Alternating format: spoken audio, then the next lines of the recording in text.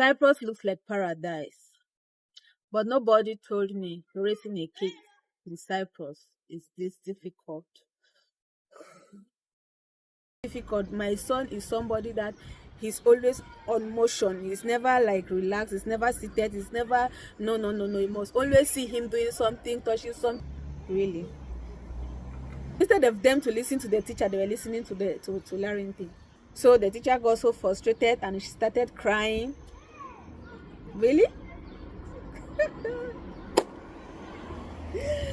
Oh, Papa, her face was so her face was so sorrowful, so sad. I was like, in my mind, I wanted to burst into laughter.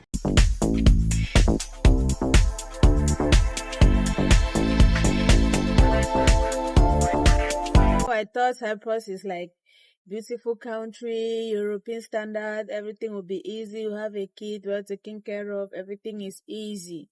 But no, what I'm experiencing now as an African mother in Cyprus is what I never bargained for. I never envisaged this. Like, the parenting I know in Africa is so different from what I'm experiencing here.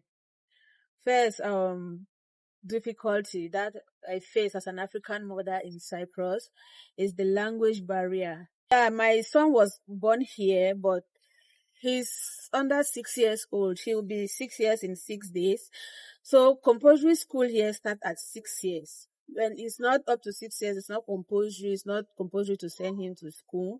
And if you want to send him to school, we want to send him to school to a private kindergarten is very expensive. So private kindergarten here is very expensive. So it's not easy to pay for the kindergarten, pay for your rent and bills and so on and so forth. So my son went to kindergarten for a short time. When he was about to pick up with the language, we had to change the house location and everything. So everything was disrupted. So I had to stop him from the kindergarten. So I had to stop it from the kindergarten because my new location was very far from the kindergarten. I was attending my job, the new location and everything. It was not just, it wasn't really easy. It wasn't really matching at all. So we had to stop and stay in the house for some time. And so to go to government kindergarten is very difficult for me as well because government kindergarten, they close at 1 o'clock. There is no job that you work here and close at 1 o'clock unless you want to start work after 1. So where I was working, I work in the evening. The school I had an admission from my son, they don't have the extended hours. Other governments kindergarten, they have this extended hours that okay, normal school close at 1 and your child can stay till 4 or 5 before you go to pick them up and you pay a little bit of money.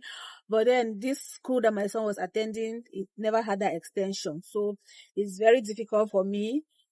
I have to look for a job that I can start after I pick him from school. That means I have to look for a job that starts maybe 2:30, 3 o'clock so that I can add up. So it's very difficult. Now that he started going to school, he's now struggling to learn the Greek.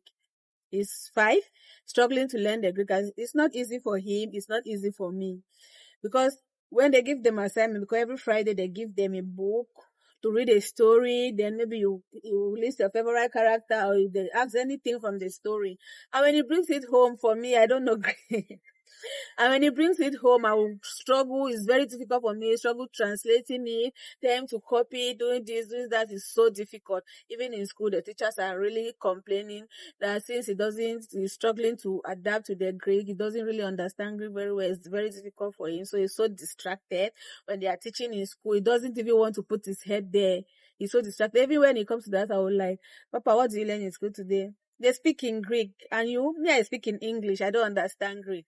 I said, that is why I sent you to school, to go and understand the Greek. And at least he's picking up little by little. If they give him assignment, we struggle. I use my Google, we struggle to do it together. And that's how we started picking up a little bit. That's my first challenge, the language, because it's very difficult for me to help him with his assignments. So that's the first challenge. So another difficult I face here as an African mom living in Cyprus is the cost and way of living. You have to make lunch every day. Every day he needs to take lunch and fruits to school. Money you spend making lunch every day, like okay, let's say the school is free, maybe pay 50 euro and that's it. But the cost of making lunch every day is nobody's mate.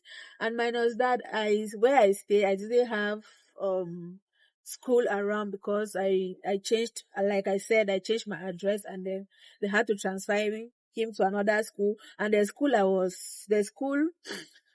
that is very close, the government school that is very close to me was full, so he had to go to another school. It's very far from the house. So every morning they have to get up very early, prepare him from school, prepare his lunch, take him to school. Like, you have to work according to the bus program because I don't get car. So you have to work according to the bus program. Like, if you miss the bus, it's another disaster. And a child don't just miss school just like that. You have to cry the school that the child will not be coming to school. You have to explain why the child will not be coming to school. So it is not easy. Don't just miss school like that. So it's very difficult because sometimes if I work, like for instance, if I work in the night, maybe you come back to the house 11:30, 12. You want to do one or two things, you realize, okay, maybe you are sleeping at 1. You have to get up at 6:30 so that you can prepare the child again for school. You have to catch the bus. Maybe the bus is 7 o'clock, 7:30. You have to prepare. You have to get up at that maybe 6:30. Prepare the lunch. Shower him prepare him for school. You have to rush to take the bus, and all those things is so very very difficult. So very difficult. So that's another stress. The last one I want to talk about is cultural difference. Like the cultural difference. This one is the one that is really overwhelming because it's so difficult. My son is somebody that he's always on motion. He's never like relaxed. He's never seated. He's never no. You must always see him doing something, touching something, doing something.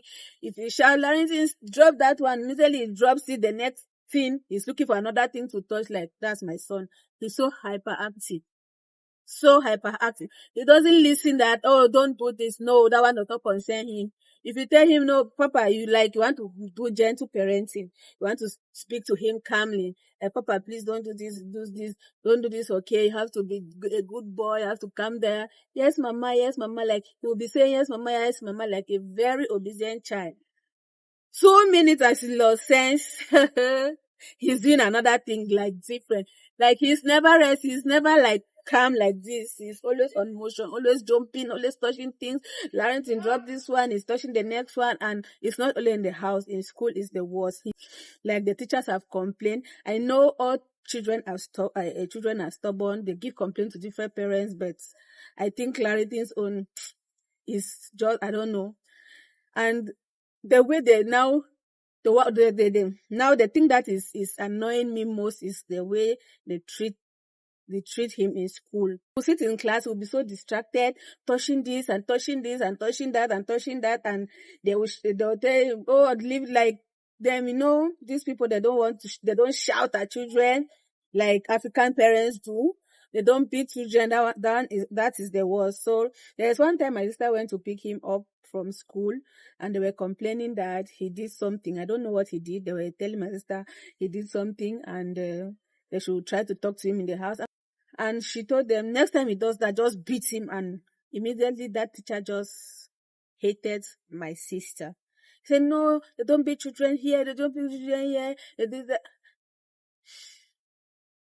And the next day when I went to drop him in school, the teacher was talking to me. Larrington did this, Larrington was doing this and that, and I tried to talk to your sister. Your sister told me I should beat him. No, we don't beat children here. Hope people are not beating him at home. This. I was like, okay, don't beat him. It's fine. That is the language we Africans understand, beating. But since they don't beat children here, it's fine. It's the way they do this parenting thing here, the way their culture here, the way they treat children here, so it's so different that it makes it very difficult for me to even try to be hard on him. I would like, because the kind of energy he has is the one that you need to be hard on him, but it's very difficult for me to be hard on him because you do something like that, the next thing he will tell me, Mama, our teachers say if you beat me, I'm going to call the police. If you do this, I'm going to call the police. The method I know when growing up, I know that in African home, if you do anyhow, you go take anyhow, you go see anyhow. That's it. That if like sometimes he will do something even in public, I would feel like I should just land heavy slap on his face. I was like, calm down, this is not Africa. It's very difficult for me. So there was one day I went to pick him from school. I went to their school, to class, and the teacher was not there, but there was another teacher there, and he told me the head teacher wants to speak with me.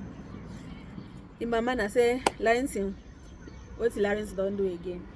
I said, okay. Where is she? And he said, okay, they're in the office. And that's how I went to the office, the head teacher's office, and his teacher was there. She was so moody, she was so sad. The teacher told me to sit down, and I sat down, and it was like, you see, today Larrington, he stressed Mrs. What is that her auntie's name? I've forgotten.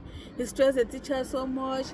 He said the teacher was teaching and Larrington was using, I don't know what he was using to make noise, and he was making some kind of noise, and all the teacher, and he was struggling to show the children something. The children stopped concentrating on the teacher, and the children started concentrating on Larrington. Really.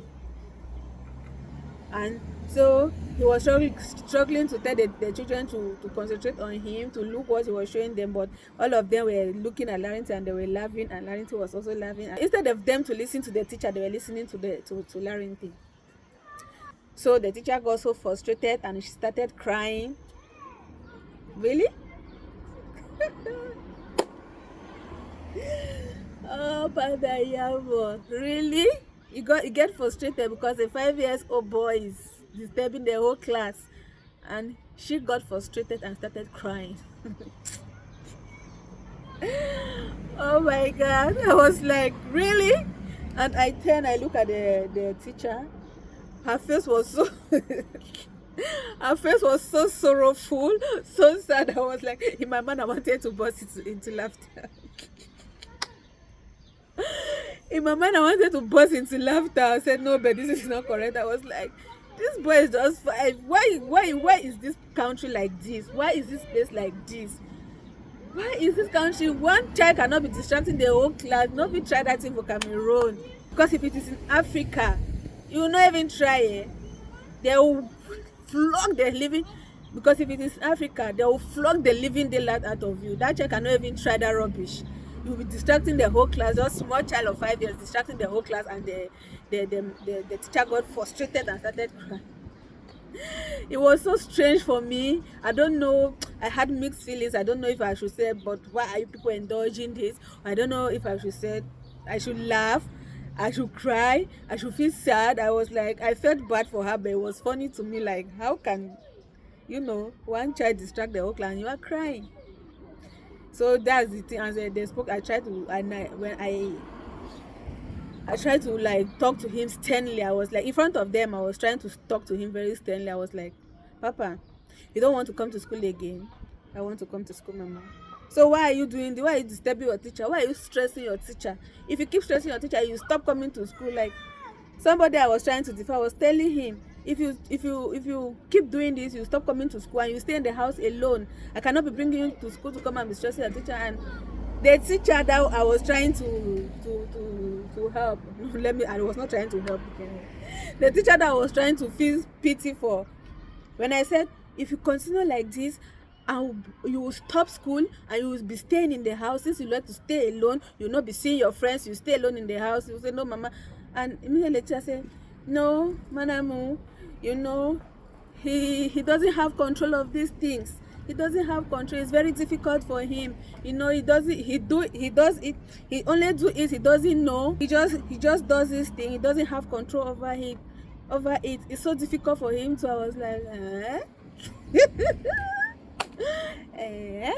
So it's so difficult for him. You understand him? It's so difficult for him. He doesn't have control over this. He doesn't have control. I don't understand which control.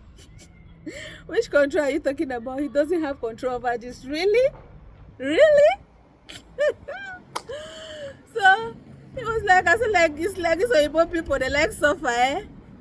He told me that he doesn't have control over it. It's not his fault. He doesn't know. He doesn't want to do it. He doesn't know when he does it. I don't understand.